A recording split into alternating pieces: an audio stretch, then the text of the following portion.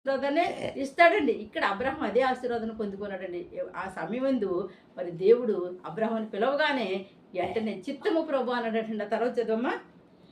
అప్పుడు ఆయన అప్పుడు ఆయన ఆ చిన్నవాని మీద చెయ్యి వేయకుము, ఆ చిన్నవాని మీద చెయ్యి వేయకము, అతను నేనేమీ నువ్వేమీ చేయకుము, నువ్వేమి చేయకము, నీకు ఒకటై ఉన్న నీకు ఒక్కడై ఉన్నా నీ కుమారుడు నాకియ్యు నీ కుమారుని నాకు వెనక తీయలేదు గనుక వెనక తీయలేదు కనుక నీ దేవునికి నువ్వు దేవునికి భయపడవాడవని భయపడేవాడు. ఇందువలనే నాకు కనబడుచున్నదని. ఇందువల్లే నాకు కనబడుతుంది. ఏమంటున్నాడు సరండి, ఎంత గొప్ప సంగతి. దేవుడే మాట్లాడుతున్న మళ్ళీ ఏమంటున్నాడంటే, మరి నువ్వు ఒక్కగానొక్క కుమారుడిని నాకు ఇవ్వడానికే వెనక తీయలేదు. నువ్వు ఎంత గొప్పవాడు, నీ విశ్వాసం ఎంత గొప్పదో, నీ నమ్మకం ఎంత గొప్పదో కనుక మరి నీ ఒక్కగానొక్క కుమారుడు నాకు ఇవ్వడానికి నువ్వు వెనక తీయకుండా నువ్వు మరి నాకు బలి అర్పించడానికి నువ్వు వచ్చావు కనుక మరి నీ యొక్క విశ్వాసాన్ని, నీ నమ్మకాన్ని నేను చూశాను కనుక నీ విశ్వాసం గొప్పది కనుక నువ్వు గొప్పవాడు కనుక నీ కుమారుడు వల్ల నీకు నేను తిరిగి